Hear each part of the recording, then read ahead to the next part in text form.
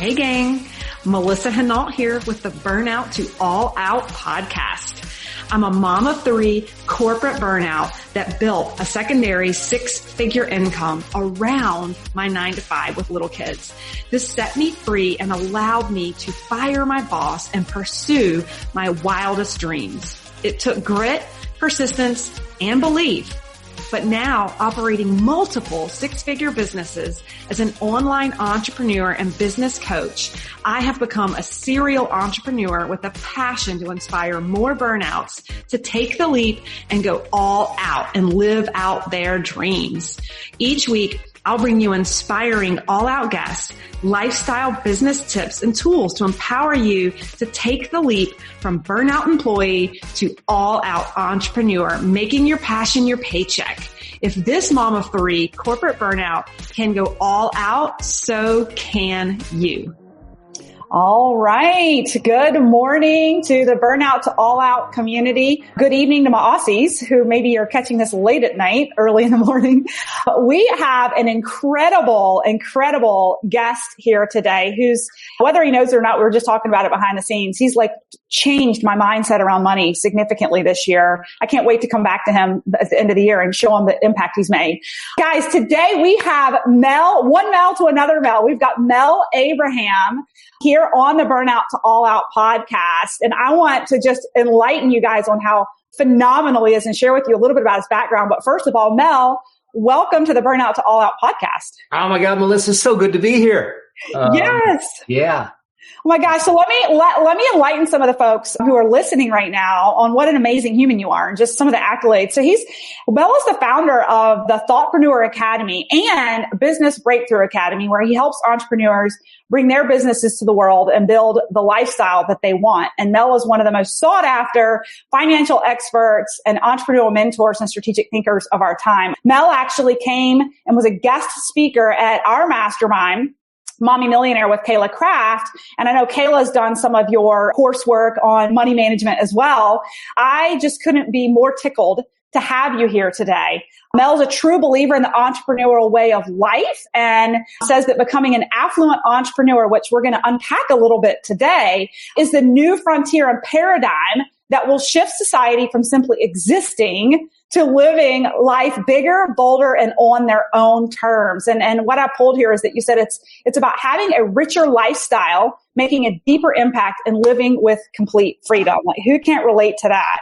Mel, last month you were a guest speaker and you just shed so much light for the online entrepreneur on a lot of stuff around money mindset and how you can control your money and all the things. But before we get in and unpack that, I would love to go back to the Mel who was still trading time for money, right? Like that point, that inflection point, like, can we go back to the beginning before you drop one incredible knowledge bomb after another? Bring us back to the life as an accountant back in the day. Yeah. I'm going to actually go back before that for a second because okay. I got a taste of entrepreneurship early in my life at age 11. And because I think it was partly having that taste of what entrepreneurship was that kind of made me unsettled in the other job, in my job. But at 11 years old, 10 years old, I was sitting with my dad watching an old time movie with Tony Curtis and Janet Leigh. And it was the movie about Harry Houdini. And so I was fascinated with this guy that no chains could hold. But then when I started to research him and read about him and take all the biographies at the time that I could find it, I found out that he was so innovative. He was so creative. He was a showman, but he was an entrepreneur. And I got fascinated with magic. I started to take the RTD, the bus across the valley, and spend my summer days in a magic shop called the Magic Emporium for the whole day. And I would learn and I would watch. And at 11 years old, and someone came in and started talking about how they made some money this weekend because they did a gig. I'm going, and then when he left, I looked at the owner. I said, "Hey man, what's a gig? What do you mean they can make money at this?" And he said, "Oh yeah, they make money. They do shows." And it made me think about it. I go, okay, wait a second. I could make money doing something I love to do and bringing joy into people's lives. So I went out and started doing magic shows as a clown at age 11 for $50. Now we're talking, let's see, I was 11, so it was 1972. Now you know how old I am, but 1972, I was getting paid $50 for a half an hour to do a magic show. And I'm going, this is cool. Okay. I can get paid. And so that bug, I think, just sat in me that I had this belief that what we do and what we do to make a living should make a life. And so that kind of carried on. But as I started to go into college and everything, at first I was going to be a doctor, and because I had the Jewish mother that said, you need to be a doctor, and then I realized I wanted nothing to do with blood and I wanted nothing to do with medicine. And so I ended up becoming an accountant. And I followed the traditional path, ended up in one of the large accounting firms in downtown Los Angeles. And I was one of those kids that took on every project that other people didn't want to do, which gave me huge opportunities for growth. I was on a fast track to partnership. But just like law firms, just like accounting firms and other service professionals, you're swapping hours for dollars. And so you're at this tipping point always between the budget, between the collections, between the pricing, between the hours in a day. And I found myself late one night on a Friday night staring out at the night sky of downtown LA. It was 10 o'clock at night. And here I was Friday night working late, just like I've done repeatedly weeks after weeks after weeks. Now, I'd been there for a number of years already. I was doing really well. I was advancing. But then I turned around from the skyline and saw the partner sitting at the desk that I did a lot of work for, Tom. And there was this guy, and I didn't see him, though. I saw me. I saw my future. And my future was overweight, stressed out, and inches away from a heart attack, not enjoying things, not seeing my family, not seeing my friends, not seeing my children. And I didn't have children at the time. I was single at the time. But I just had this vision of what was in store for me if I stayed on this swapping hours for dollars type of journey. And I literally walked into his office and said, Tom, I got to quit. I got to leave. He goes, what are you talking about? And I said to him, I'm living someone else's life. I'm living the life that accountants are supposed to live, but that wasn't what was meant for me. There's more than this. There's more than ticking and tying and auditing and doing these things and working late nights and how many hours are you going to put in and how many hours are you going to bill and how many hours are you going to collect and all of that stuff. And he says, dude, I don't know if he called me dude, but he says, you're killing it here. You're doing great. You're on fast track to partnership. In a couple of years, you're going to be partner. Why would you leave now? You're going to screw your life up. I go, well, because if I'm going to screw it up, let me do it while I'm young enough to fix it. I love that. So I left and I didn't look back. Well, I left and I went to Japan for about 5 months and lived in Japan to train in the martial arts. I've been in the martial arts for 40 plus years. And so I just disappeared. I cashed out my 401k, which I don't recommend anyone do. But it worked for you. Start to understand the time value of money and all that stuff. But back then I cashed it out so I didn't have to work. And I was in a small little town in north of Tokyo. I was the tallest guy there, that meant. And I was training twice a day. And that's all I did. And then when I came back is when I said, all right, what does life look like? What do I want to do differently? And how do I want to do this differently? But it was that moment. Well, that was one of the turning points that bug of entrepreneurship that said, there's something bigger. There's something greater. There's something that's calling for me, that's calling to me, that is my calling and not my degree. And that's what really kind of started this journey that I've been on. Oh my gosh. And such an incredible journey. And when thinking back to, your comment to your boss, when you were like, I've got to go, right? And his perspective of like, you're going to screw it up. Like that is such the typical corporate mentality. For me, I fired my boss 3 years ago and I'll never forget it. He was probably 30 years older than me and he treated me like a child, like a daughter, right? He's like, Melissa, like basically like, you don't know what you're doing, right? But I think to your point, people like live in this like life pattern and thought process that like it is what it is. And this is the direction you have to go. And you completely broke the mold, came back home. And so what happened next? I actually went to a regional or local firm that I became partner in. And so I went back into the accounting firm area, but my primary focus was consulting. My primary focus was valuing businesses, buying, selling businesses, expert witness testimony, helping people build their dreams, saying, I have a skill set and what I want to do. And I think that as a society, as a group, as a society, you think about children and if we ask a child, what do you want to be when you grow up? They don't give you one thing. They give you a list of things.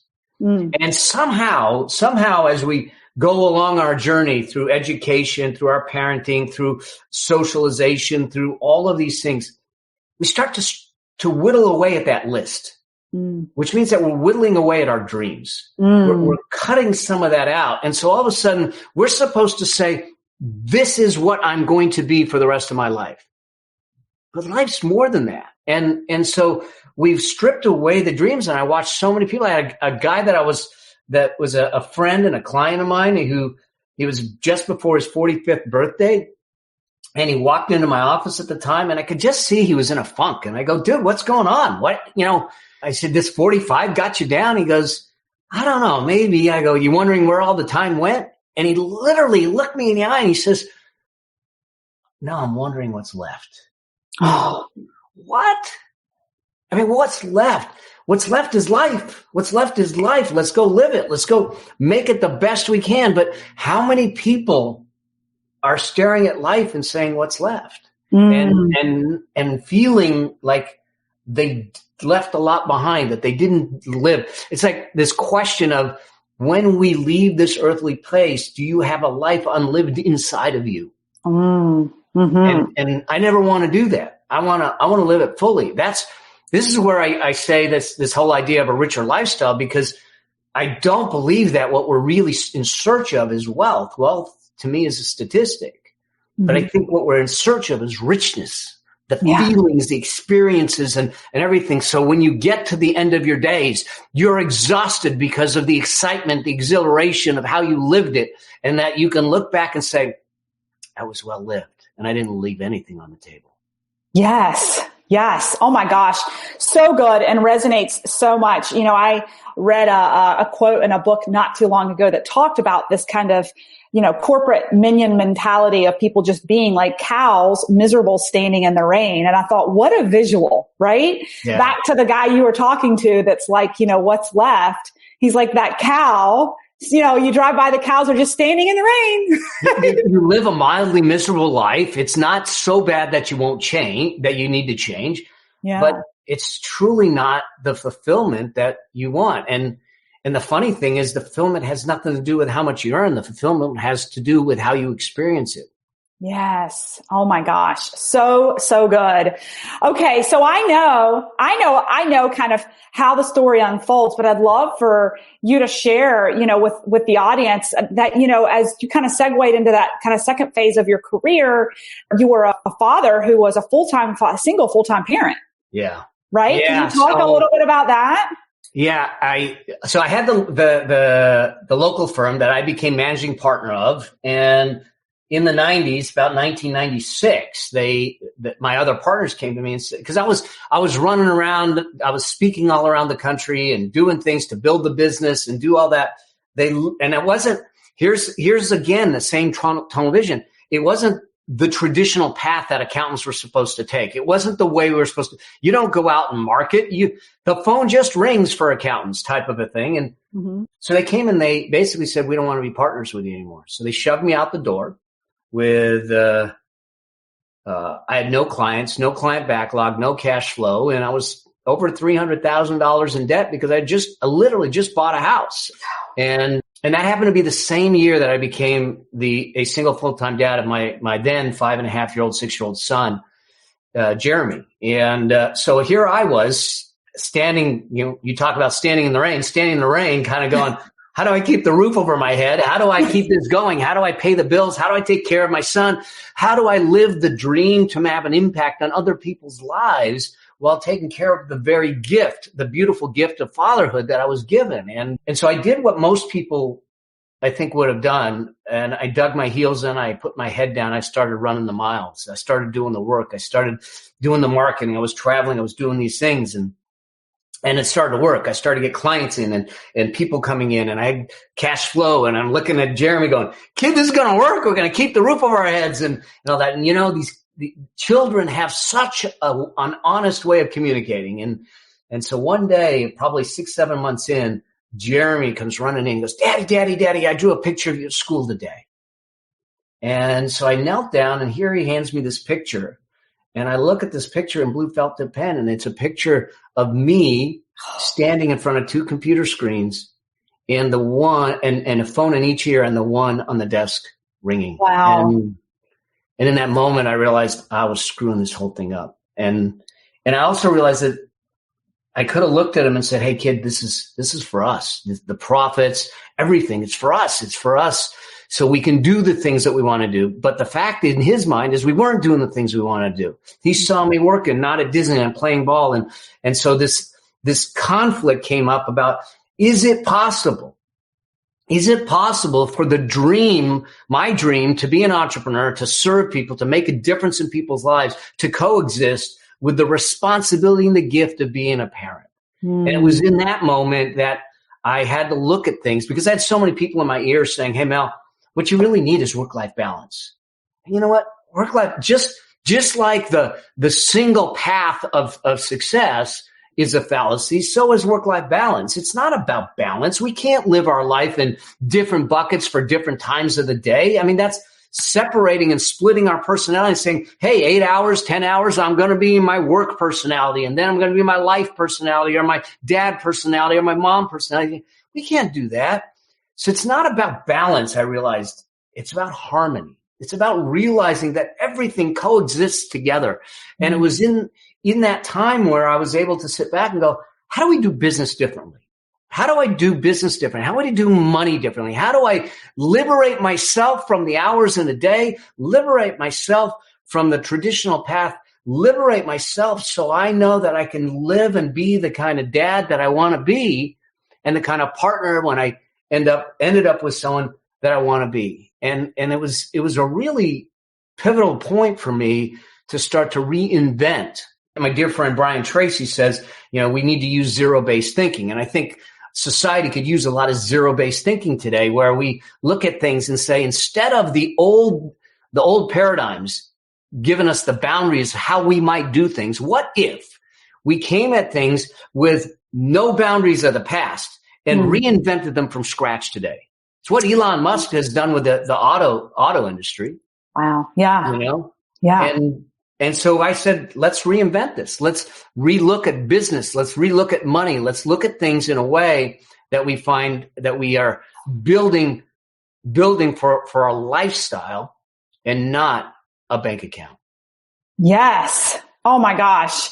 And so good. And I love what you said, a couple of things. I mean, talking about rethinking and recreating boundaries for yourself. To me, it sounds like you've kind of lived that philosophy from day one, right? Like I hear you stating it now, but I think back to your transition of kind of leaving that first career and going to Japan.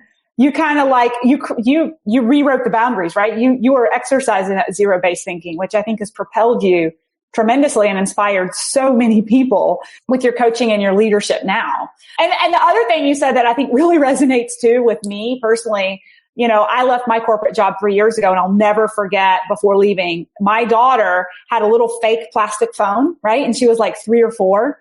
And I'll never forget her walking up to me and pretending like she was talking. And when I tried to talk to her, she went, 1 minute, mom, 1 minute. And it made me realize like the shushing and like, mommy's got to work, right? Like that. I was like, and she was only 3 or 4 years old. And I'm like, oh my God, she's picking up this habit that I have of like shushing her because I've got this phone. And it was like straight to my soul, kind of like you're speaking to.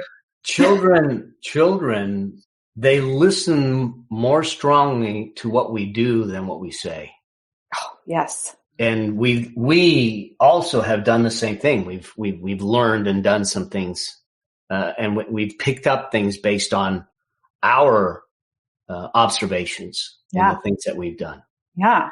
So So that was a pivotal moment for you, right? With your son and the picture. So what happened? What happened? Well, that's when we reinvented. I kind of reinvented my practice.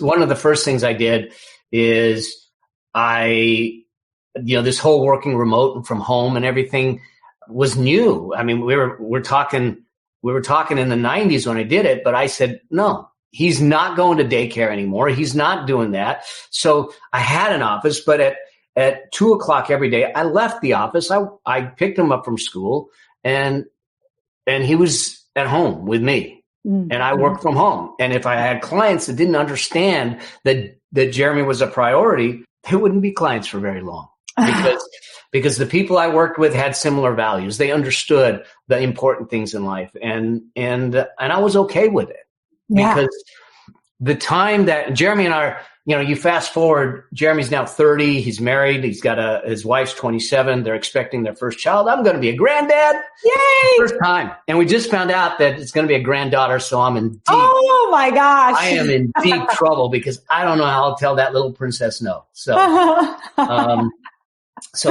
and we're best of friends. So the whole picture is completely shifted. But it was really looking at things and saying, because the accountant model was this hours for dollars. So I had to look at it and say, how can I, leverage my time so I'm not delivering one-on-one? Whether you're getting a paycheck, okay, you're getting paid for your hours. You're selling your hours. And that creates a finite amount of wealth building potential. If you want to look at it that way, I call it intrinsic wealth potential. Whether you're a wage earner or you're in business, if you're selling hours, you create limiters on your ability to build wealth. So I had to look at things and say, how do we do this? And one of the things that I did, is I was project based. They would hire me to do valuations. They'd hire me to do consulting, but it was project based. And inevitably what they would do is ask me the idea of, well, how many hours and what's your hourly rate? And I go, I don't have an hourly rate. I have a project rate. And it depends on what the needs of the project are. Now, my project equation, what they didn't understand, and that's okay, is that part of that equation was the amount of life and lifestyle I had to give up in return for that because I wanted to be compensated for that. So I would look at a project and I would look at the value that I was bringing to that world.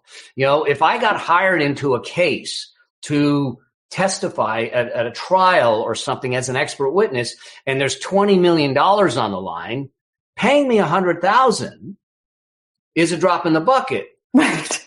And so if I can save them that, so I got to look at the value that I bring to the table, the transformation I bring to the table. It's not based on hours. You don't measure the transformation in hours. When we look for the best person, a lot of people, especially when they start to create courses and all that stuff, they go, how many modules should it be? How long should it be? It needs to be as long as it needs to be. Right. The volume of time doesn't create the value. The outcome creates the value. And in fact, isn't it more valuable if you can get the outcome faster? Oh, so good. Yes, so good. I wrote this down. The transformation on the table, the outcome creates the value. One of the things I say a lot, especially to my new students, we've got about 55 new students in the LinkedIn Academy, is that the transformation's in the transaction, right? Yeah. The investment, right? So it's so good. People are popping up in the chat box just saying this is brilliant, how much lifestyle it's going to take you. So good. So from there, Mel, you have scaled up multiple $1 million businesses. You've helped clients with multiple $1 million businesses. You've got, national best-selling books. You've been a jet setter, traveling, master trainer, all the things. And you cracked the code. You figured it out, coaching and leading and mentoring other people along the way. And then what happened? Life happened. So here's the deal. We're talking about early 2019. So in early 2019, I just finished a multi-six-figure launch. I am, like you said, I'm masterminding with some top entrepreneurs, people that are running $100 million business, $1 billion businesses. I'm speaking on some of the largest stages around. So life is really good. I'm doing good. I'm flying back from masterminding in Puerto Rico on a G5. So life's good. I'm like loving it. They gave me a hard time because they said I was going to eat all the snacks on the plane. We got a long ways to go. But so then literally 2 weeks after I stepped off that plane, I found myself in a hospital bed. And what they found was a 5-centimeter tumor in my bladder. And I heard 3 words that I never thought I'd hear in my life. And that was, you have cancer. Not that it's ever supposed to happen for someone, but it wasn't predictable for us. No one in my family ever has had cancer. I'm not a smoker, not a drinker. I'm not around chemicals. They say, bladder cancer is environmental. It could be smoking, drinking, or chemicals. I said, I'm an accountant.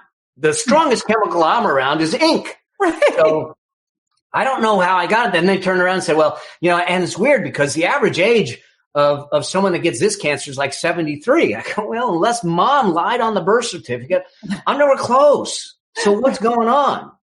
But what really happened to me was that life got turned upside down. Because in that moment, I went into a dark place in the sense of trying to figure out why and try to figure out how and what was I going to do. And I kind of crawled into a corner for a little while because I was in denial until I realized I was saying, you know what? And I think this goes for everyone today, especially if they're struggling financially, if they're struggling in life and you are regretting maybe your decisions or something. It doesn't matter. What I had to come to is a place of acceptance. I had to come to a place of awareness and say, okay, I've been dealt this hand. Okay, now what? What am I going to do next? And even though I don't know why, even though I don't know how it happened, I knew that I had to deal with it. So life kind of flipped everything on its head. Here's the thing that I realized is that I was going to have to deal with the cancer emotionally. It was a 5-centimeter tumor. They thought when they went in, it turned out to be 7.5 centimeters. Wow. Before they went in, the doctors looked at me and said, it's on top of the prostate. We might have to remove the prostate. We can't see the ureter on the right side. We may have to put a tube in and a bag for the kidney. And if it's really bad, we're gonna have to take your bladder out. And so I really didn't know what life was going to be like. I didn't know what was going to happen, and yet I didn't have a choice. This was a journey that was chosen for me somehow, some way. And what kind of came out of this was that I had to deal with it emotionally. Yeah. I had to deal with it physically, energetically, spiritually. I had to deal with it at all levels. I was going to have to deal with it. But the one place I didn't have to deal with it was financially. Is that the work that I started to do when Jeremy drew the picture of me served me in the sense that I built a financial machine that allowed me in that moment to say, okay, the best way to fight this is with everything I got. That means that I can't be actively engaged and involved in my businesses as I was in the past. I'm not traveling as much. I'm going to stay focused on my healing. I'm going to stay focused. I'm going to put a team together and we're going to go after this thing with everything I got. And this little bad boy doesn't have a chance. And we need to come at it with that perspective. And so what I was able to do is extract myself from the business, basically shut the business down to about 20% of where it was operating before, not necessarily 20% of the revenue, but 20% of my activity, my active role in it.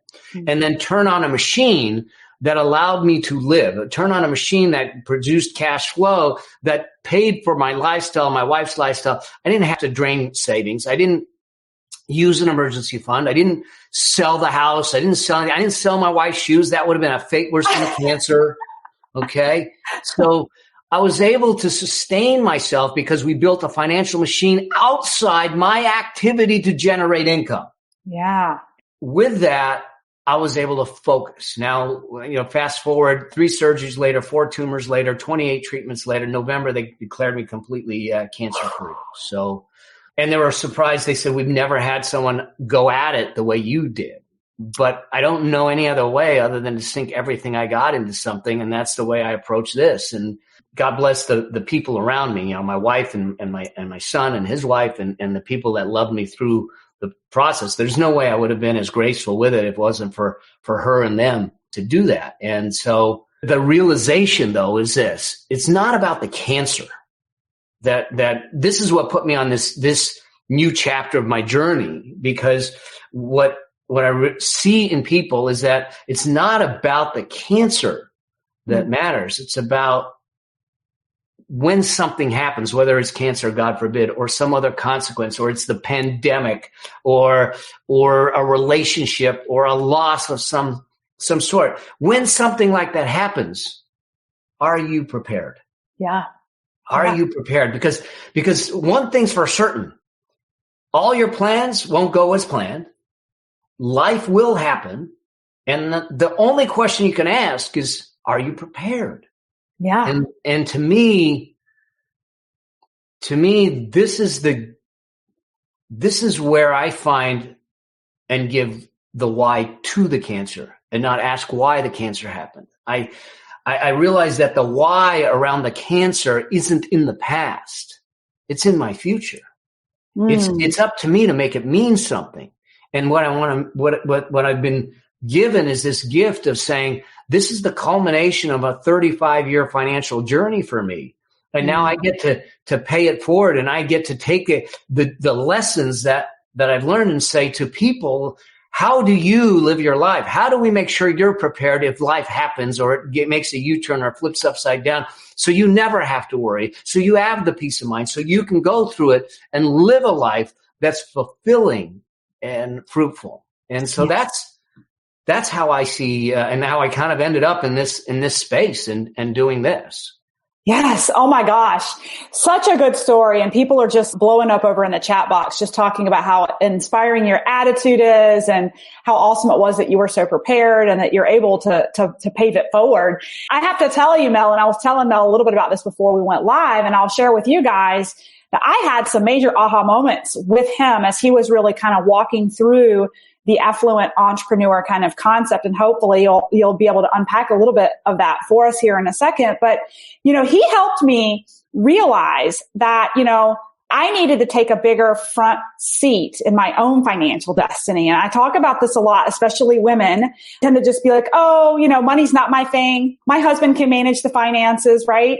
I realized, over the past year, I've been creating these multiple streams of income, these crazy cash injections, and I was just depending on my husband to just kind of figure it out and manage it, even though he works in a linear 9-to-5 role. And one of the things that you talked about, Mel, that really made the light bulb go off for me while I was there listening to your talk about this was that when you earn beyond your financial comfort zone, and you may talk about this a bit, but that you can lose it all over time if you're not doing something to raise your competence around money and managing it and where it goes and make it work for you. And so all these light bulbs are going off for me that gosh, I love and adore my husband. He's an engineer. He's great with numbers. But the reality is both of us were raised with parents who didn't talk much about money. They're not college educated. The only thing we know is what we saw growing up, and we weren't being proactive about learning how to have this money work for us more, other than just kind of assuming we'd figure it out as the money came in, right? That was the biggest aha moment for me. That was I have got to take control of this and learn this affluent entrepreneur model, and how can I create this portfolio that's going to help the money that's coming in. How can I make it make money for me long term, so that you have a story like Mel, where God forbid something happens and you can't show up, the engine's still making money for you, right? And so that was just such a massive aha moment for me, and just brought forth more accountability for me to really take ownership of my finances and where they're headed and what they're doing for me. Do you mind because we have a lot of folks, I think where I want to kind of draw the parallel here is we have a lot of folks here who are building a secondary income stream, right? And they're but the reality is that money coming in, maybe they don't necessarily have a plan for it. And it's additional money as a secondary business. Can you talk a little bit to this affluent entrepreneur model and how we can stop, long-term as an entrepreneur, trading that time for money and be able to kind of back away from the business and have that umbrella kind of security blanket of income? Yeah, absolutely. So here's the thing, and you mentioned it at the opening. When I think about an affluent entrepreneur and the work that I've done with folks, I think that there's three critical outcomes, three critical characteristics that I see when I look at someone and say, that's an affluent entrepreneur. That's living a life of affluence. And some people will think affluence is a stodgy thing. I use the term affluence because I think it's more encompassing. Mm-hmm. It's not just about the money. Mm-hmm. And in fact, it's not about the money, although it is about the money. I know that, but it's about the purpose behind the money. Too often we think that the money is the purpose, but it's not. The money is the result. Mm-hmm. The purpose is what drives you to that. Mm-hmm. And when we make money the purpose is where we go astray.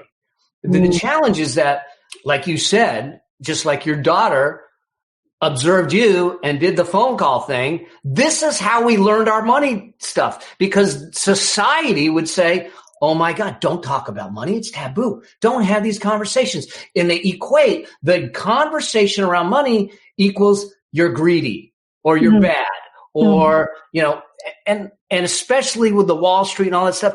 But it's not. It's not. It is a necessary conversation that we need to have early on and often, because it's not the money that's the issue. It's what it gives you.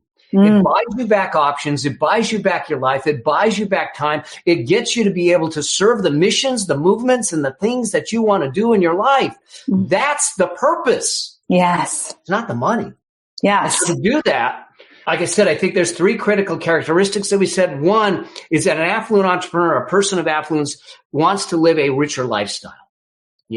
Someone where they're experiencing life fully, that they're embracing it completely, that they know that it's about the experiences and it's about, and this is important to understand, it's about you defining what that looks like. Too often, especially today, we start to define what richness looks like based on social media, based on the media, based on looking to the right and left, looking at what my neighbor just bought and what are they driving and what are they wearing and what are they doing, and not looking in the mirror and saying, what matters to me? And screw what everyone else thinks and what everyone else is doing. Because you know what? Probably, most likely, okay, they're broke. They're doing it all on debt and they're struggling and they're stressed and they're doing that. We see this facade that they put out there on Facebook or on Instagram or Pinterest or wherever you look, and we don't see the real guts of their life. Mm-hmm. And so really the question is your richness. And if it happens to be defined as a yacht in Monaco, great, or a tent in Montana, totally fine. Mm-hmm. And so they have a rich lifestyle that's defined at their own hands. The second thing they have is a deeper impact. They know as entrepreneurs or as people that we're impacting the people. We're making a difference in people's lives with the things that we serve, the things that we do. But there's a deeper impact. Those that are truly affluent realize that success comes with responsibility. I am affecting the people to my right and my left, my family, my siblings, the people that I love and care about. And I need to ask myself in this process, how is that impacting them? Mm-hmm. Because we've watched relationships. Money is a funny thing. We will screw up relationships for it. We'll screw up health for it. We'll impair our integrity, our ethics for it. Come on. We need to think differently. We got to look at it and say, I have a responsibility, an obligation to show up and be different. And then the third part of that impact, and why I think it's deeper, is the deeper impact is the impact in the mirror. It's who you become in the process. Love because that. When you know who you become in the process, it changes the dynamic of how you live. So that's deeper impact. And then the third is complete freedom. And this one, I look at freedom as a lot of people will frame freedom in the sense of financial freedom, but that's the most fundamental, basic freedom that we can talk about. The bigger freedoms that we need to realize, because I've got colleagues. I got one colleague that's probably worth $300 million. He owns 5 airplanes. I have no idea why, because you can only fly one at a time. So, but he's miserable. His health sucks. His relationship's stuck. His employees are scared of him. It's awful. From the outside, y'all look at him and go, man, he's financially free. He looks good. Yeah. No, he's imprisoned by the money. He might have a well-decorated prison cell, but it is a prison cell nonetheless. And the only way we do this is we figure out that we need to be free. Yes, financially. So we need to have money there. But more importantly, are we free with our time? Do we have the ability to define how we're going to use our time, because we have a finite time here on earth? And then the third freedom that I see with the affluent people and affluent entrepreneurs is, are they free with their mind? Do you have the peace of mind to know that you're doing the right thing, you're doing it your way, and that everything's going to be okay?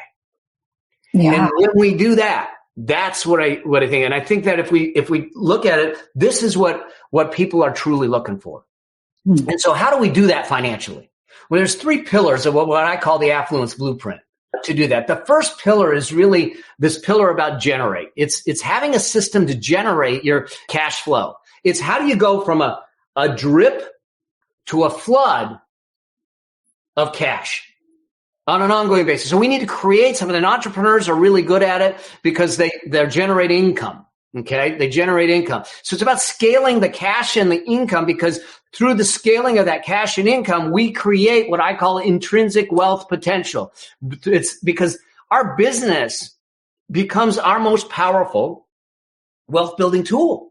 Mm-hmm. The challenge is our business is also our single point of greatest failure. Because if I didn't do what I did the way I did it and had to pull myself out of the business, I'd have been in trouble. I'd have been selling the shoes. I'd have been selling the house. I'd have been selling other things, because the only source of income that I had was the business, and I couldn't work the business the way I needed to. Yeah. And so we need to look at it that way. So generate is about the way that we're going to create the income and scale it so it's not highly dependent on you. That's right.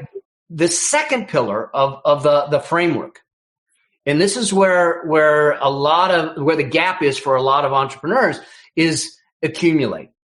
Mm-hmm. This is how we take the income that we generate, a section of the income, a slice of the income, a piece of the income, and we convert it to assets. Mm-hmm. But they're investable earning assets. They're not just assets. Because it's by creating this other pool, this machine of assets that can produce cash flow, that we find liberation. This is what allows you to not only make what you have work, but it allows you to multiply what you create over time. The objective is this. The objective is this, is to get your dollars to work harder for you than you did for them. Oh, I love that. Can you say that one more time? Yeah. Can you say that one more time? I love that. To work harder for you than you did for them. Because your dollars are the only ones that will work 7 days a week, 365 days a year, 24 hours a day for you. They're your little foot soldiers that are going to work while you sleep. There's no union, so there is no overtime. There's none of that. We get a chance. Now, here's the challenge. Too often, as individuals, we don't direct our dollars. Yeah. Now, think about it this way. Would you hire a group of employees, bring them into a room, and say, I just hired you. I'm not giving any of you job descriptions. I'm not giving you any goals. I'm not giving you any targets. I'm not going to tell you what to do. I just want you to do it. And then leave them be for 7, 10, 15 years and hope that they did the right thing. I mean, it's crazy, but that's what we do with our money. Yes. So why? And people say, well, I don't like to budget. Well, it's not about budgeting. It's about assigning tasks for every dollar that comes in. So they will generate this machine, or they'll pay expenses, or they'll do things, and you become consciously aware and intentional about everything you do. And when we build that machine outside with that intent, with that plan in mind, whether you have a side hustle or it's full time, and you take slivers and slice it up, it starts to generate income. Here's the deal. The things that people don't realize it doesn't take a windfall to make you wealthy. It doesn't take a windfall to make these things happen. What it does take is incremental shifts in your income can make monumental shifts in your wealth. Think about this. $200 a month, $50 a week, $200 a month at 8% over 30 years turns into over $300,000. Yes. $800 a month. Okay. $800 a month will be $1.2 million, and $1,500 a month will be $2.2 million. Now, maybe you don't want to do it for 30 years. Great. But the point is $200 a month isn't a lot of money. Right. It's cutting some things out that maybe you don't need. Mm-hmm. It's going out and saying, how can I make an additional $200 by making an additional sale and make sure that that goes into an investment account? It's looking at how I can scale my income without my effort to do something and then transfer that to an investable account. The idea here isn't about the timing of the market, because I hear that the market's really high. That's not about the timing of the market that matters. It's about the time in the market. It's the time in the game. We got to get in the game, stay in the game, and consistently be in the game. We get so caught up in this idea of, well, how, Mel, and how much? That's the wrong question. The first question you got to ask is why? Because the how and how much doesn't matter if you don't know why. So we got to figure out why we want this, and then we accumulate it. Now, for me, I look at this is that I wanted to build a machine that gave me complete liberation, so I could do what I want, when I want to do it, how I want to do it. So everything I do today, I do it by choice. I don't have to work. And I don't say that to brag. I say that because it's possible. My son and his wife, 30 and 27 years old, okay? Two young bucks, as I can call them, because I'll be 60 this year, okay? So 27, 30 years old, they have 3 homes already. And they have a net worth in excess of 7 figures, well, into the $1 million, because they ran with principles and they used principles. Now, you may sit back and say, I'm not 27, 30. I get it. You don't need to be 27, 30, but the principles work at 27, 30. They work at 37 and 40, 47, 50, 57 and 60. The key is that you get in the game and you stay in the game and you keep running the game. And that's the difference with doing that. And with me, I look at it and say, I want to build a machine that takes care of me. Takes care of my wife. And God forbid something happens to me, that machine still takes care of my wife. But the machine stays intact. And then God forbid something happens to her, it takes care and adds to what Jeremy and Cammie and his wife is putting together. So now the machine grows because they added what they did to it. And now we have a granddaughter coming, and I realize there's another 80 years of Abrahams coming into the world. I got another rung on there that I got to think about. And we're going to turn around and say, let's take that machine and we combine it with their machine, and that machine grows bigger. And now we pass that on to take care of the grandchildren, the great-grandchildren. We change the generations in the family tree forever by doing it this way. But the key behind it isn't the money. The key behind it is the mindset and the skills to keep it rolling. So good.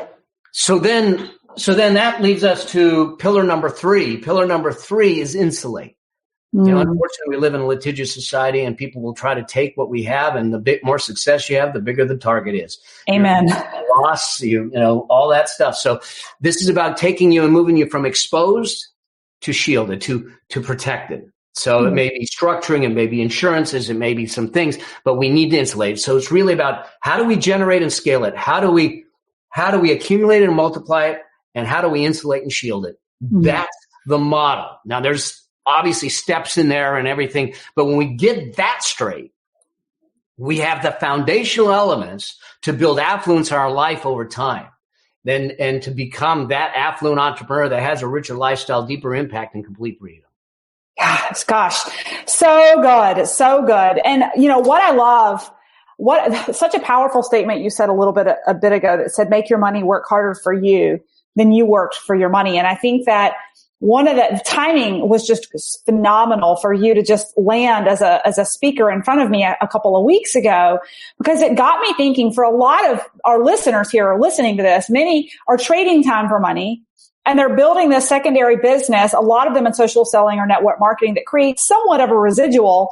But the bottom line is, even those who are in coaching, the bottom line is, leaving one 9-to-5 to then be your own boss is like one step, right? And some type of freedom. But if you don't ever shift that mindset, and what you said is like, how do you now take this money and make it work harder for you? You're still trading time for money, right? long term. And so I'll never forget after my big launch at the end of last year, my business coach, Kayla Craft, looking at me and saying, congratulations. Now, how are you going to take that money and make that money work for you? Right. So it's like this shift in mindset so that you have that freedom on the back end to have that lifestyle, but also that true legacy. And I see people really blowing up about that in the chat. It's just that legacy, that real legacy piece only happens, like you said, when you have the skills and the mindset and direction for where your money's going as it's coming in. So good. So good. So the three things you said were, let me make sure I got this. The pillars were to generate, accumulate, and insulate. Right? Okay. Awesome. Incredible. So enlightening here. So Mel, for one of the things you really discussed, I know we're getting close to the hour here, that you discussed that was really helpful for me, and I'm sure a lot of folks listening in would love some advice on this, is the leapfrog investing that you spoke about at the mastermind, of just kind of breaking down. It's like, okay, so Mel's saying I need to be able to tell my money where to go. Can you give folks some advice on like roundabout like ideas on where your money should go? You know, the leapfrog investing discussion is literally what my husband and I had a conversation about before streaming live today. It was like, we know now where things are going with intention, and we didn't a year ago. So can you talk about that? Yeah, absolutely. So there's a concept that I teach called leapfrog funding, which is really about understanding that, especially when we are in a place where we have side hustles or we're project driven. Like I was project driven. I could bring in a case that would pay me $100,000 or $50,000 or $20,000. And the tendency for a lot of folks is to go, woo, got the money, and they go spend it. So money in, money out. And that's a challenge. So one of the things that we need to understand is that most people live their life where they say income comes in, expenses go out to fund my lifestyle, and then whatever's left, I decide I'm going to invest. The wealthy, the rich, do it differently. Income comes in. They invest first. Okay. Now and then we build lifestyle on what's left. If we don't like the lifestyle that we can build on what's left, then it's important that we fix the income side or the expense side to make it happen. But we don't change the investing side. Here's why. By making investing a priority, what you're actually making a priority is you, because it's about you. If we don't make investing a priority, you're putting you below the lifestyle needs of the current time, which may not actually be feeding you at the core. So with that as a foundation, I truly believe that as we look at budgets and we look at how to allocate things, when you know that you're bringing in, I want to bring in from a side hustler, I'm going to do a launch, or I'm going to do something, I'm going to bring in $100,000 or $50,000. We think about, it's going to cost this much in ads, and it's going to cost this much in graphics and video or whatever it is that we're doing. But we never look at it and say, how much of that am I going to put towards my investing account? How much of that? So at every stage, there should be a slice. Now, I'm going to tell you a minimum I would like to see, and I tell my clients 15 to 25% goes into your investing account. Okay, goes into that investing. So if I'm going to do a $100,000 launch, I know part of the expense of that launch is $25,000.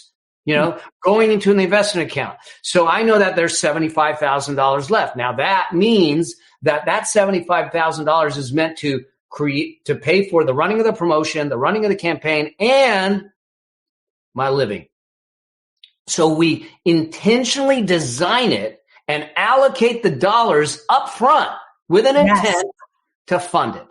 So I love that. We've got a question here in the chat, and I love this. So this can scale up and down, right? So you think about some of these folks who are just starting, launching their boots on the ground, a social selling business, and maybe you're making $1,000 to $5,000 a month. Do you have a financial plan for where you can invest each time those cash injections come in? Kimberly's asking, what do you recommend for a good starter investment account if these students can really start having a home for their money as it's coming in? What do you recommend? So the first thing to do is let's call a spade a spade. I don't know if you all watched what happened with GameStop in the last week or so.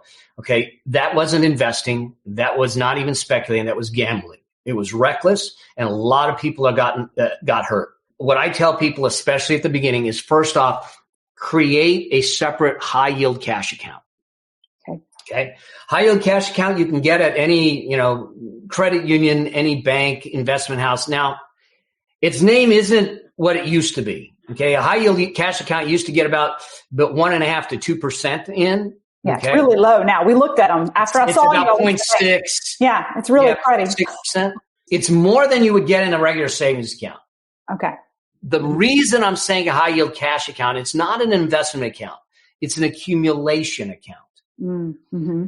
And so I want to move my money out of sight, out of mind into the accumulation high yield cash account. That high yield cash account has 3 characteristics you want it to have. One is it needs to be 100% liquid. That means you can get to it at any time that you want.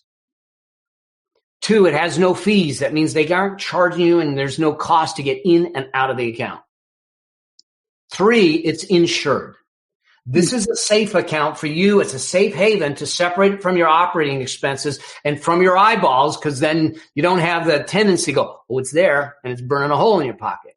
Right. So we automatically move it into there. Now, after that, once we accumulate enough, then we can then move it into investments that suit you. Now, everyone's going to be different because different circumstances, different ages, different risk tolerances will determine what are the better investments. I'm not one at the beginning stages, especially, to think about investing in individual stocks. There's just too much risk in individual stocks. You don't have the diversification. I would get an index fund, a broad market index fund or ETF that is low cost, that covers the market. And now this is investing. This is long-term money. So if you stare at it, you put it in there tomorrow, and all of a sudden the market goes down 600 points, you don't start freaking out. You don't start getting wigged out. This is long-term money.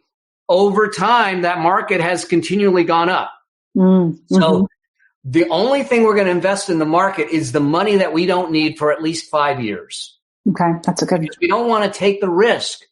Look, we've had an 11-year bull market. We have an 11-year uprising in the market. We had a correction in March, but that was short-lived. I think that we're due for letting off some steam somewhere in here. I don't know where, but here's the deal. When everyone freaked out in March last year and said, oh my God, Armageddon's coming, and they jumped out of the market, they lost. Those stayed in, they gained. The market is crazy at 30,000. Okay. But the key is that this is a long-term game for you to play. Mm-hmm. And if we look at that in that way, then we get in the game, we stay in the game, and we allow the game to play out. And we're not being driven by the emotional swings that can happen. Yeah. My gosh. So good. And this is actually kind of a technical question I have for you, because I love that you hit on the high yield. And then what do you do once you get a bolus amount large enough in that high yield? Like, where do you go with it? So you talked about the index fund, long-term investing. For the banks and people kind of with their money coming in each month, can you set up bank accounts so that they literally automatically are making these transfers so that, like you said, it's out of sight, out of mind, like a monthly draft or something like that?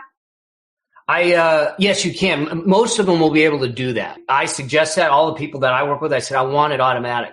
Yeah. So that money comes in, it automatically goes out. You never see it. It's just like an auto pay. Yeah. And it gets deposited. So you're self-funding. And all of a sudden at the end of the year, you're going to go, wow, I got $5,000, $10,000 in this account. All right. Now we can start investigating, where do we want to put it? Okay.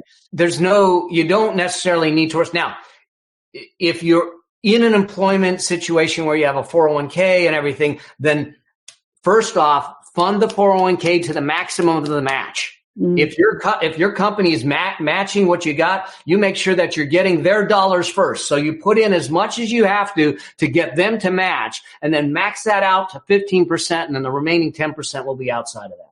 Yeah. What do you have to say to people who are, solely entrepreneurs setting up their own 401ks? Or even I've had some folks say that they set up separate 401ks for their side hustle as like non kind of tax deferred income. Can you Can you speak to that?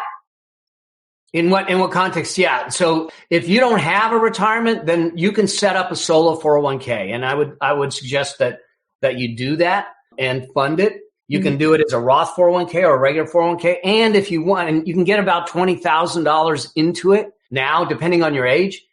If you set up a 401k with profit sharing, you can actually push it closer to 60,000 and everything. So you can get a tax shield if you do it as a regular 401k, or you can get it after tax, and then you can take the money out later on with no taxes if it's a Roth version. Most plans, if you set them up right, have both options. Okay, awesome. And I'll say that's one thing I'm trying to learn this year is I'm trying to improve my competence around taxes, because I know that's understanding taxes impacts your wealth too. Just trying to raise the bar on that.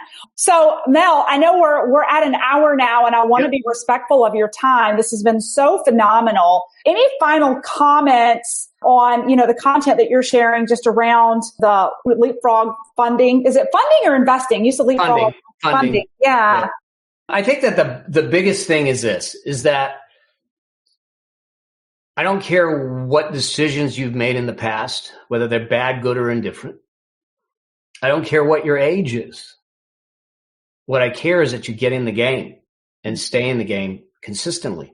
What that means is you might need to skill up a little bit. You may need to take a course, read a book, learn some new things. I'm not expecting you to be a financial guru, but I'm expecting you to take control of your financial future, because it's not about you alone. It's about you, your legacy, your heirs, your movements, your missions, and they matter. And so it's really getting into this and staying in it that will make a difference. Time is your greatest tool in wealth growth if you stay consistently in the game. That's why $200 a month turns into $300,000. Yeah. So profound. So good. Such good information. Well, Mel, where can people find you, and what do you have going on? Like, do you have any programs or anything going on where people can find you, learn more? Yeah, absolutely. They can find me on Instagram at Mel Abraham 9. They can find me. I don't know who the other 8 are, but we can hunt them down. You can find me I'm on Facebook. My website's melabraham.com. If you're dealing with debt, and you want to figure out how to get out of debt, I have a debt breakthrough calculator. If you just go to melabraham.com/no debt to help you get out of debt. And also have the Affluence Blueprint, which is my signature program, my flagship program that goes deeper into what to do in that model and that framework that you'll find on my website. And just reach out to me. I love hearing these conversations. And what I want to do is I think that our world needs to realize that we can have control of our financial future. We are not beholden to the government. We're not beholden to stimulus. We're not beholden to Social Security. We're not beholden to anyone. We're beholden to the dreams that we have in our lives, and we need to just take control and take the journey. Now, it may not be easy, but it certainly can be simple. And so let's get in the game and know that you're not alone, because financial liberation, affluence, and possibility is a birthright. Oh, so good. Well, you are such an inspiration, and I know that you are making such a huge impact on this earth. And just thank you so much for that. I know you don't have to work, right? So I just am so grateful that you showed up for this hour today to just give and share your knowledge within my community. And you guys will be able to grab his information in the show notes for the podcast too.